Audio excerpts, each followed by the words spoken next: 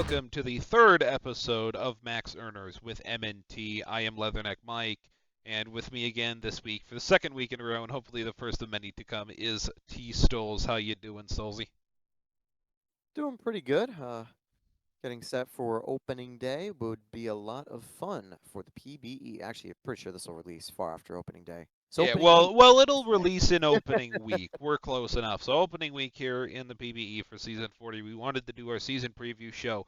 Get up out of the way. What do we think is going to happen this year in the pro baseball experience? We're going to jump right into it.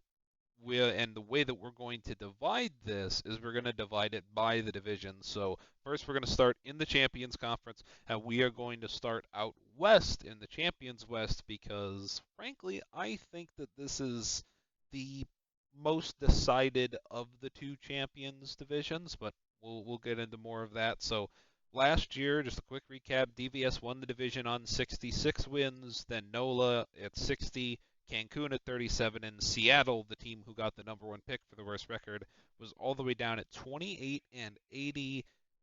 I personally am not sure the order changes that much, but we will get to my thoughts in a moment. Stoles, what do you think happens in the Champions West in the 40th season of the PBE? Yeah, honestly, just copy paste it. I mean, the big difference will be Seattle, probably no improvement. They're probably going to still be around 30-ish wins, I think. They're going to be fighting for that number one pick this year, I think, because they're entering a rebuild, but they're having a promising start. Cancun is at a stage where they could pull a Maui. They could shoot into the wild card race, but realistically, they're probably a 50-win team at best.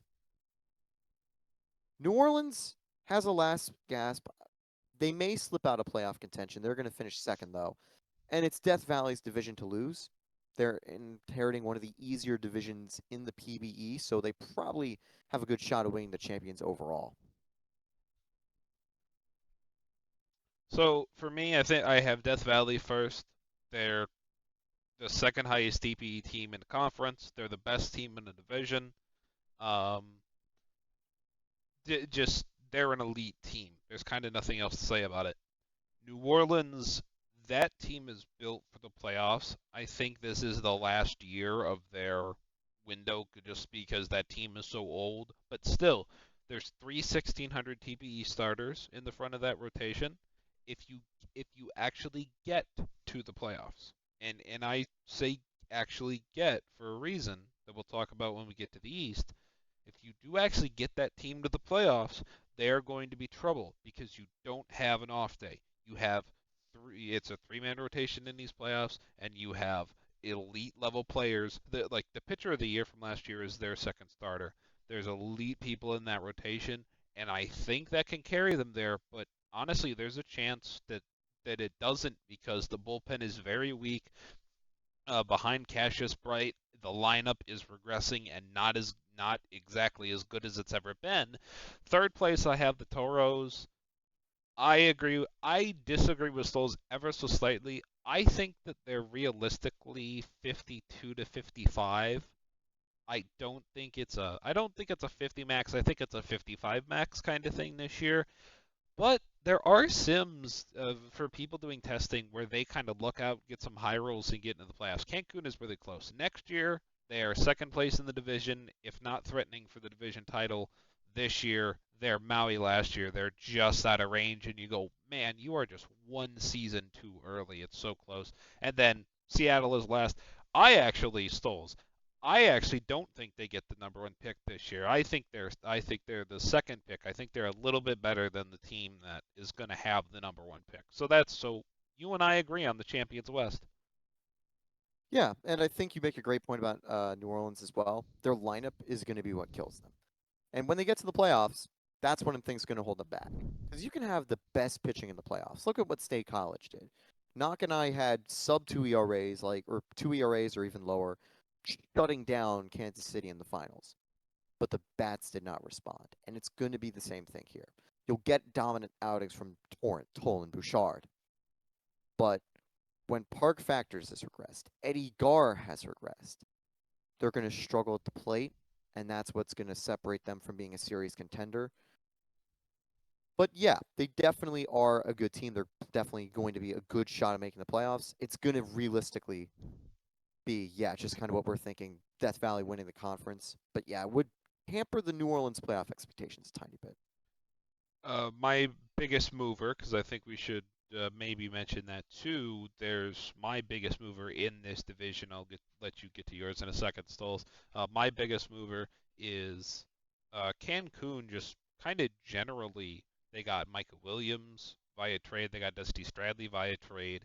They lost James Diane via trade, and they're calling up three big prospects: Lauren Jackson, Dog in Eminem, and John Jacob Jingleheimer Schmidt. So the three pieces of that Cancun core get their debuts this year at 850 to 900 TPE range, and they added two players above 1400 TPE. So Twitchy is very clearly trying to get that team into the playoffs. That's the team that I think has been the biggest mover and shaker in the division and made those biggest individual moves. Where do you land with that, Stoles? I mean, realistically, the biggest mover is going to be Cancun. I mean, it's not like you could optimistically, I mean, actually, no, it's going to be Cancun because who else? Seattle's not going to jump 20 wins. Yeah. New Orleans at worst maybe loses 5 to 10 wins, and Death Valley is only getting better. Cancun's the only serious team that has a lot of potential for movement. So the Champions West concluded. We can move out east, and Champions East last year got really interesting. Lunar Base finished up top with 66 wins, Detroit on 64, Nashville on 62, and the lowly Apex, who everybody keeps hoping won't be lowly much longer, are sitting down there at 39 in the worst division in the league. And by worst, I mean the worst for them because they play so many hard teams each and every day, day in, day out. Um, I personally don't really think that these things change. We'll get to me in a second. Stoles, your Champions East, the conference that you live in. Yeah, I mean, I think the bottom two, actually, just the bottom is very easy because the Apex playing the toughest division in the PBE. They've got the Stars, Demons, and Rangers, who are probably, unless they're probably going to be like 2, 3, 4 realistically in the champions altogether, with the exception of potentially New Orleans trying to bump one of them out of the playoffs. Lunar Base probably wins the conference or division again. They are going to have another year of prime stuff, but there could be some minor changes. Detroit should still be pretty good. They'll also be good as well. I will say, it's kind of taking a look.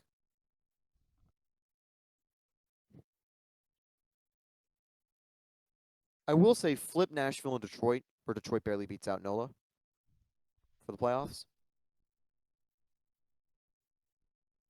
Yeah, so 4 Indy, 3 Detroit, they make it. 2 Nashville, they make it, and 1 Lunar Base, they make it.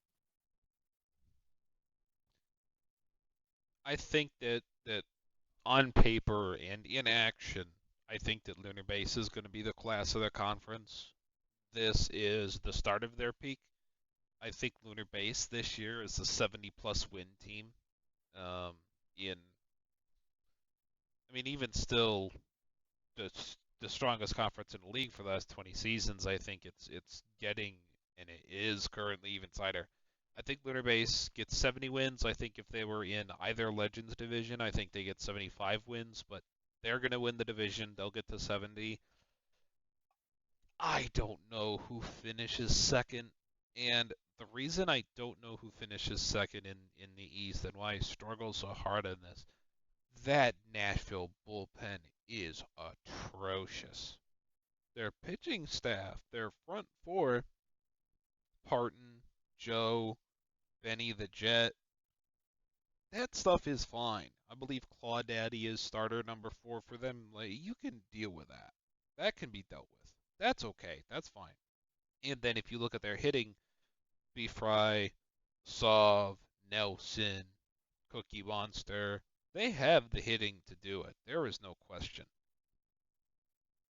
Look, when Ron Rodriguez is 860 TPE, he's their best bullpen arm. That's a rough number to be your best pen arm.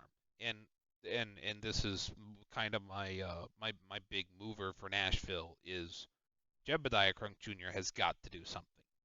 He's not even at minors cap yet, and they called him up.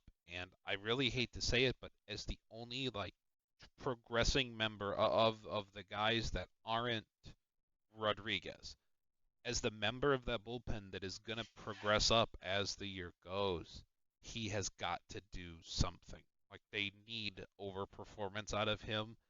I'm actually going to put Detroit second because I just don't think that Nashville's bullpen is good enough because if Nashville has two bad days, they're in deep trouble. If they have two bad starter days in a row, they're in so much trouble. I think they get pipped. Now, I will say, I'm back and forth. We'll say who we think makes the playoffs at the end of the segment. Uh, They're close. Both teams are super close. So officially, I have Detroit at 2, Nashville at 3, and then Indies at 4. They have some good call-ups this year. Probably going to be Stoll's big mover, I would assume. But Indy is going to get better, but they're still 3 or 4 years away in a packed division. Like I said, my big mover is what Jebediah Crunk will mean to that Nashville bullpen. If there's any snowball's chance that he can overperform, they can get better, and he's super important for them going forward because between he and Vanderhonken, that's the extent of their young pitching, unfortunately. So he does mean a lot to them. Stoll's your big mover.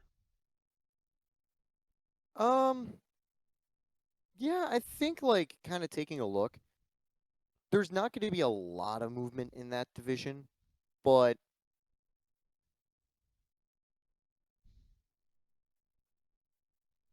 I actually can't really say anyone, I don't think. I mean,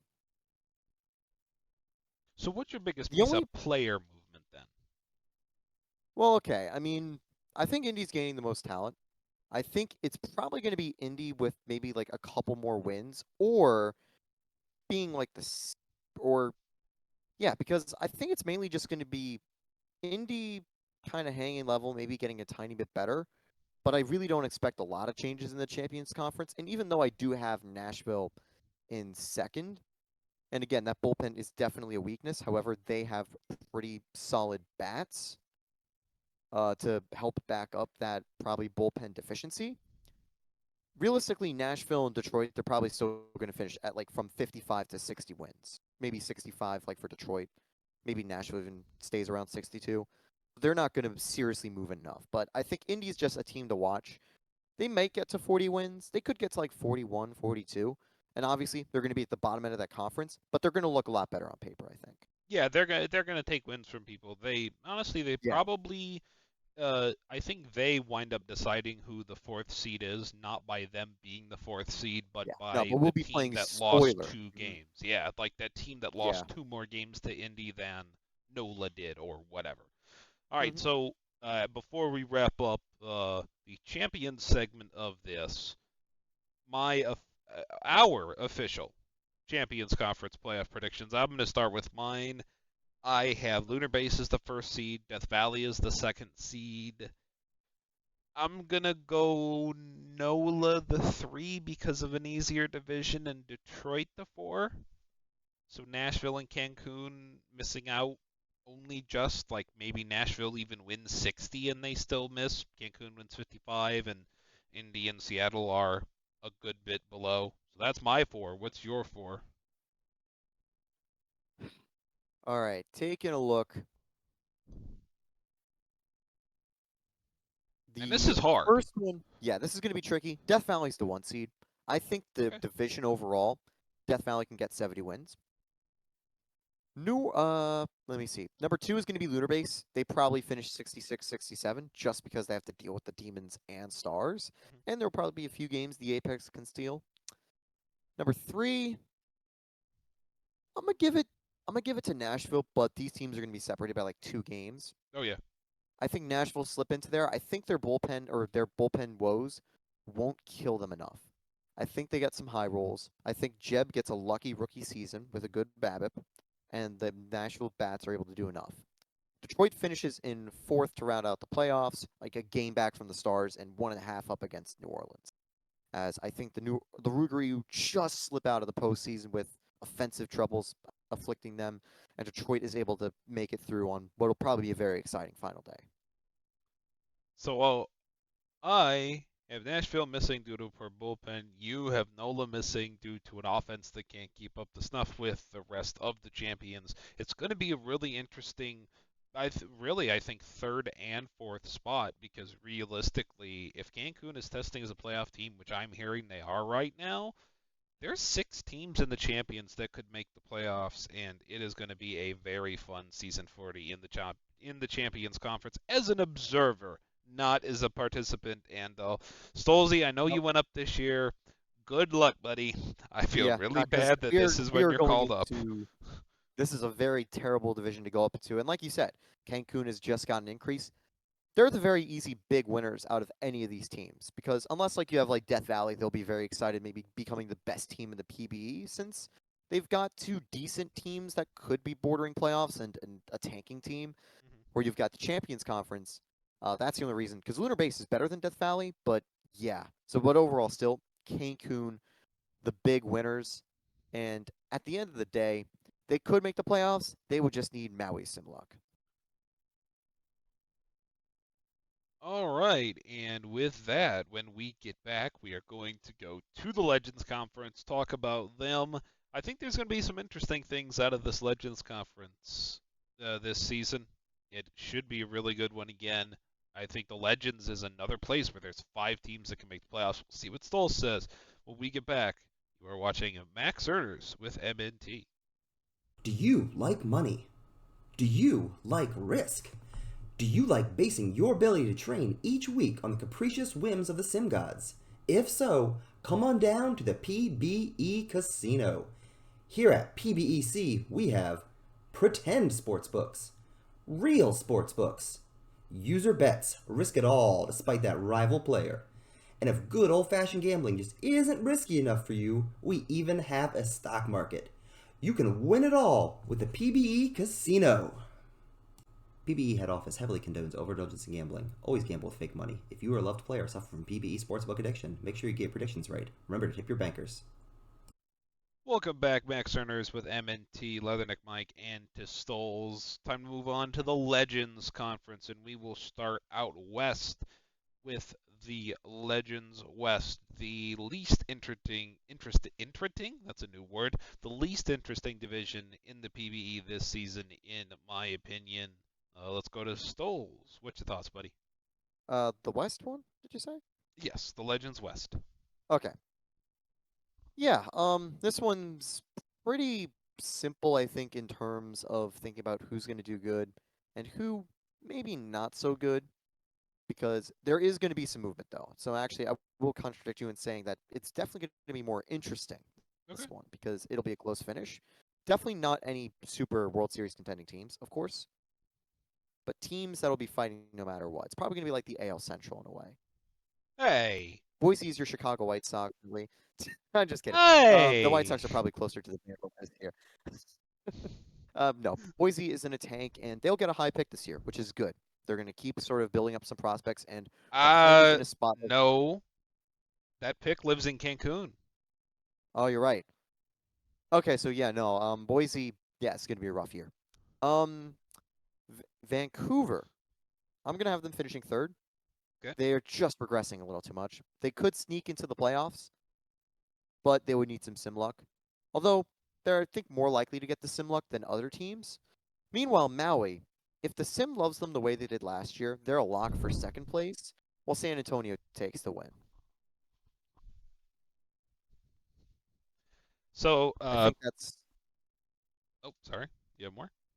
Yeah, no, go ahead. Okay. So me personally, this division I think is the easiest to call. San Antonio out front.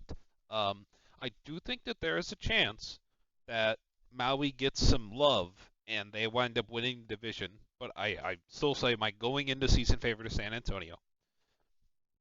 Maui second, and then third is going to be Vancouver, who they kind of already started with trading Scudder. The problem is they didn't really get any value for him because DVS absolutely worked them on the deal, in my opinion. Um, so Vancouver, who probably needs to blow it up at the deadline. I still think they finish third. Look, the Boise thing for a second. Tstols mentioned it. You tank, you get a high pick. Yeah, here's the problem with that. You don't own this pick. It belongs to Cancun. This is the team that I think finishes bottom of the league this year. I think they already traded Beecham Reyes to Nashville. Um, that was the we kind of omitted that move. I missed it when we were in that segment there. So apologies to the Stars for their big trade of the offseason getting missed. But anyway, look, I think with Beecham Reyes traded, that's kind of the official signal of, okay, hey, we kind of understand that these older players need to go from Boise. And look, I think this is a controversial opinion, Souls. I will let you have a response to this. I think the most important, or the team who this season is most important to is Boise. It is no secret because it's been on the forum. It's out there. It is no secret that Bauer and Jay Steele want to play together again as players and not as managers together.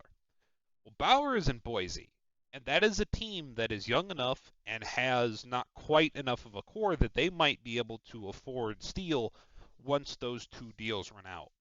So just like the rake hard and rake slammer thing that paid off for DVS, you're now competing with the other team, which is unique to Boise because I don't think Cancun's really in the running for those two people when we get to free agency in a few seasons because of everything that happened with Bauer leaving the team to begin with.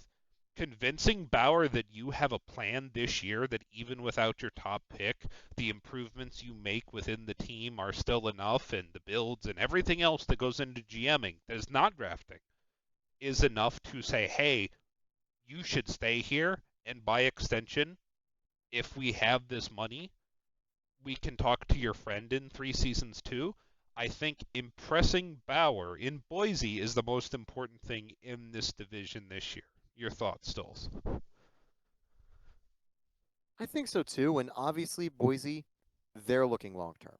They're going to be looking on a long term rebuild, and they have Bauer. They if they can get Steele too, that would be two pieces that could headline a rebuild alongside some decent players like Raman Aben and Seb, who are their season 36 players. They'll be good for a little while.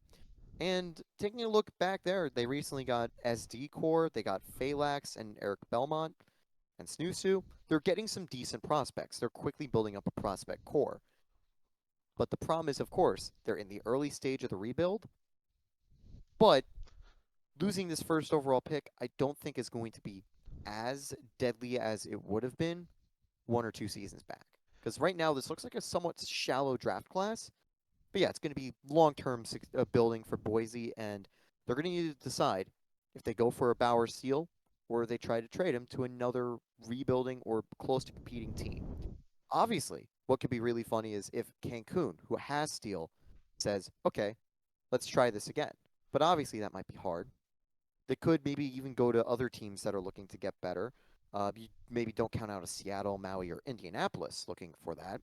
If Seattle or if either team tries to shuffle some things for the future. But yeah, a lot of options here for Boise. I think they can get it done for Bauer and Steele. Yeah, so we'll see. But like I said, I just kind of thought that this is that first critical season where it's like, okay, so we don't even have that draft, dude. We don't have this draft pick. There's another one next year. We traded for you, and but I can still show you in this season. I can still impress you if I'm Gordo and Hannah. I can still show you I have a plan. So speaking of a plan, well, I guess not a plan, more of a prediction, but what I planned out in my season predictions, which are obviously always so super correct, for the Legends East. Stoles, I hope that your predictions go better than mine every season, so we will start with you. That's the neat part. They don't. No. Last in the division is going to be the Providence Crabs. They did really well last year, 52 wins. They're going to be the biggest movers in the wrong direction. They're going to fall, I think, to maybe 45 or 40 because, again, this is a division that's knocking on the door of the toughest in the PBE. I may have spoken too soon when I'm talking about the Champions East, but I also may not have. Very deadly, I also don't think there's going to be a change. Buffalo third, New York second, Outer Banks first. Outer Banks drops maybe 3, 4, maybe 5 wins. New York holds steady. Maybe they drop a couple wins.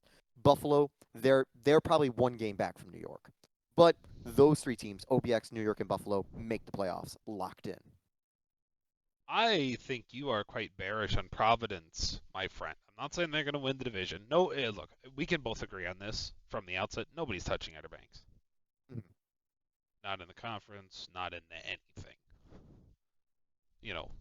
Not in the division or the conference, I should say. Nobody's touching them. But Mhm. I think Providence is a lot better than you think. I think they're a 55-win team if they can play somewhat well.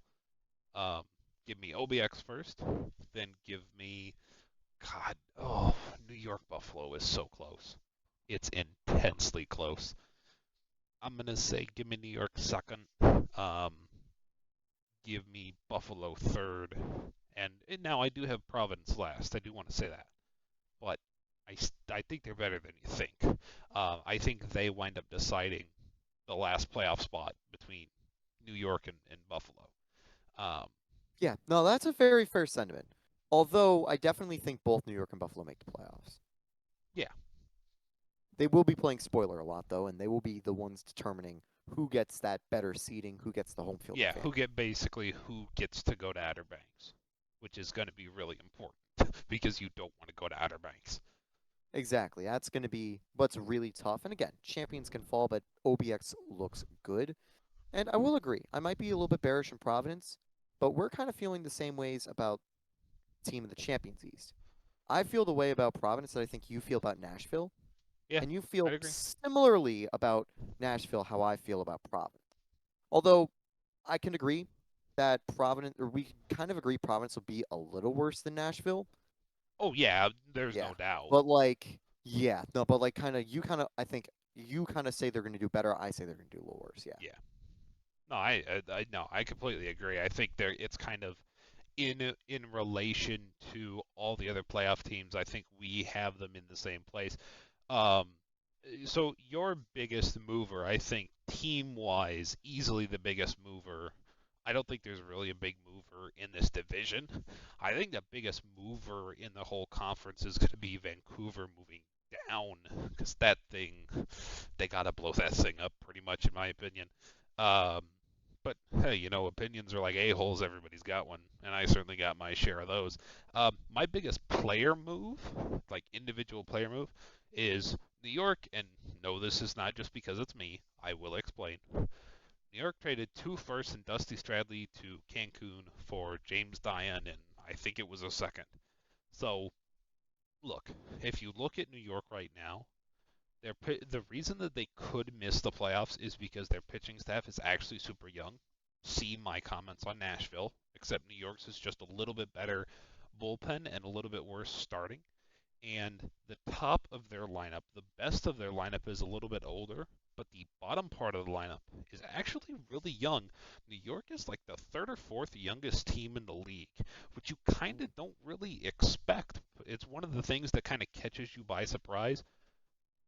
Trading for, instead of Stradley and Frankenstero being the two, Stradley, Frankenstero, and TGP being the 3 pieces across your outfield, having one of those pieces, that center fielder, being a younger guy who can work in the window with Parkwad and Crawford and those starters, having the lead bat when they're going to be your leading pitchers, I think is important for New York's future. So I think that was the biggest move of the offseason. It's actually a future-based one for New York. What is your biggest mover in the conference and your biggest move of the offseason? Biggest mover of the conference, Buffalo. They probably win 5 to 7 more games this year. Uh, I'll say they're a bigger mover than Providence, even though I think Providence drop off a bit. I think this is the year Buffalo really emerge in their window. They've got a couple seasons where they can realistically knock on the door. They probably aren't going to be able to top OBX, but there will be a season or two that maybe when OBX is out of gas, that they can try to slip in. But this is where Buffalo's really hit their stride. So I think they're going to be the biggest mover. They're going to really solidify themselves. And yeah, that's probably about it. And the biggest move of the offseason, Yeah, it'd probably have to be the Dion trade because there wasn't a whole lot of moves. Free agency was pretty quiet. And obviously, of course, you had the Boise trade getting Bauer, but that was a little bit earlier. So probably Cancun making that deal. New York gets probably the final legitimate piece to their rebuilding puzzle as they have an absolutely crazy rebuild coming up. And taking a look at it further, behind Indy and Cancun, they're probably the third best prospect system in the PBE, although a lot of them are already in the major. And just real quick before we give our playoffs, I don't want Maui to feel slighted here. I Maui is do think fourth. I do Maui's think fourth. the Makos are an important team. You have them fourth in Yeah, the I playoffs. said that this is Really? probably that. Like, yeah, I'd Okay. say. I mean, take a look at Maui. They've got a lot of 35 and 36 players that are just about ready to break through. They've got But Rory, Nerj. so I here's my mentioned problem with Rory. that though. You had San Antonio win the division. You said Buffalo and New York both make the playoffs. So who's it going to be? Because OBX, Oh, unless I was wait a minute. mistaken, and you had Maui winning the Or division. no, wait. I don't think I said Maui win in the play. No, I said Maui could. Yeah, Well, Maui yeah, probably you missed said they out. It's gonna could, come. but you Yeah, it's gonna just come now down to said they San were Antonio. fourth. Well, no, I was saying for the prospect system. Oh, yes, yes, No, yes. yeah, Okay, no. I okay. wasn't talking about. Yeah, I thought you meant no. fourth seed. Oh yeah, yeah. Playoffs is going to be OBX, New York, Buffalo, and San Antonio by a few games over Maui. And San Antonio, despite being the fourth best record, I believe will get the home field playoff because they win the division. Yep. Yes, they do. So Um, Buffalo face or no, New York faces San Antonio. Buffalo goes up against OBX. See, I thought you were hitting me with a world-class transition right there because I was trying to, give some love to an emerging Maui team and a very well job done by Rabid and company there in Maui. And you were like, well, they're going to be fourth seed. And I was like, this is interesting. Yeah, look, I think I did want to mention them real quick because I think they're a very good team with a very good prospect system. I just think it's a year early for them because the Legends is just so much older and there's so much more top-heavy TPE. And unfortunately, San Antonio is still a thorn that exists. So your playoff team, Stoles, just a really quick recap. Who did you have? For which conference? The Legends. Just wanted to restate real Legend. quick. Yeah. OBX first seed. Quotation mark second seed. San Antonio for winning the West, and then New York in third. Buffalo in fourth. Uh, Me personally, I'm going to go with the exact same thing. OBX is the one seed, the very clear one seed, another 70-plus win season for Bayley and AW and company in a year that they didn't actually have to do much. They, didn't make off-season signings or anything. They did all that last year. This year, they rest on their laurels. And by the way, shout out to Outer Banks for having a 70-plus win team and a decent prospect system. Stu Manji coming up for them is important this year. Um, and the second, you're right. I have San Antonio winning the West. I think Maui's going to make it close, but I still think San Antonio wins the West. They're the only Western team to make it, and they get the 2. And then I have New York 3 and Buffalo 4, so I have Buffalo going to Outer Banks and New York going to San Antonio for an old classic to match up with those beautiful or I should say that beautiful classic logo that New York has going on for this year. 40th season of PBE, the Voy Boys decided to shove it in a time machine and go back to old the old Poseidon-like logo, which I love. So that's what we Yeah, got I saw it for on the the page too. That looks a really good logo. Yeah, it is. I love it. So that's what we got for the Legends Conference for this season. This has been the third episode of the Max Earners with M&T. Stoles, any final words before we get out of here? Good luck, and may the sim gods be in your favor. You certainly need those. Best of luck with your rookie year, Stoles. Hope everything goes as well as it can for you and the Apex. Good luck to all of the teams in our league, majors and minors. Hope everybody, really more important than anything, has fun this year in your individual locker room communities and just in the community of PBE. Have a great season, everybody. We will see you next week. Thanks for watching.